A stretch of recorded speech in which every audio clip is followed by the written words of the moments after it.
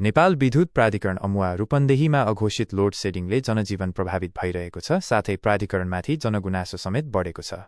रूपन्देहीको अमुवा क्षेत्रमा पछिल्लो समय नेपाल विद्युत प्राधिकरण अमुवा वितरण केन्द्रले अघोषित रूपमा बिजुली कटौती गर्दा स्थानीय जनजीवन अस्तव्यस्त बनेको छ। कुनै पूर्व सूचना बिना घण्टौं बिजुली जाने क्रम बढेपछि स्थानीय बासिन्दाले प्राधिकरणको लापरवाहीप्रति चर्को असन्तुष्टि व्यक्त गरेका छन्। दैनिक कामकाजमा बाधा पुगेको र गर्मीका कारण जनजीवन कष्टकर बनेको गुनासो स्थानीयको छ।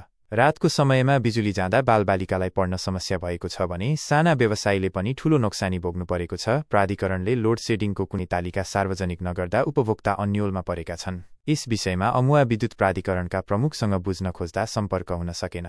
यद्यपि प्राधिकरणका एक कर्मचारीले प्रणालीमा देखिएको प्राविधिक समस्या र बढ्दो मागका कारण आपूर्ति व्यवस्थापनमा चुनौती देखिएको बताए। हेलो हजुर, म छपिया खबर टिभीबाट बोले सर होइन?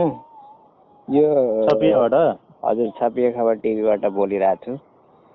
हजुर हजुर, यो खासमा अहिले लाइन किन काट्नु भएको, खास कारण के हो, मलाई यसो स्पष्ट पारिदिनुहोस् न।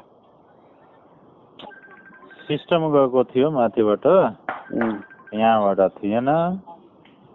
अनि सिस्टम घरिघरि दैनिक यस्तो जाने आउने भइरहन्छ। अब यो भन्न मिल्ने किसिमले हजुर, यो सिस्टम दैनिक अब आउने जाने भइरहन्छ त? त्यो हामीहरूलाई थाहा हुँदैन होइन। अब कतिखेर जान्छ सिस्टम, कतिखेर जाँदैन होइन। अनि कसलाई थाहा हुन्छ त? अब माथिबाट नै उतैबाट काट्नुहुन्छ। माथिबाट नै सिस्टम बिगारेका छन्। बिगारेका छैन, मतलब कुनै फल्ट छ, केही समस्या होला कि लोड सेडिङ नै हो? सुन्नु थाहा भएन, मतलब सिस्टम गएको थियो। अब सिस्टम जाँदाखेरि के हुन्छ खासमा त्यहाँ? हेलो, फोन अहिले लाइन छ कि छैन?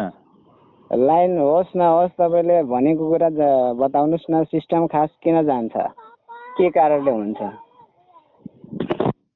त्यसलाई बनाउन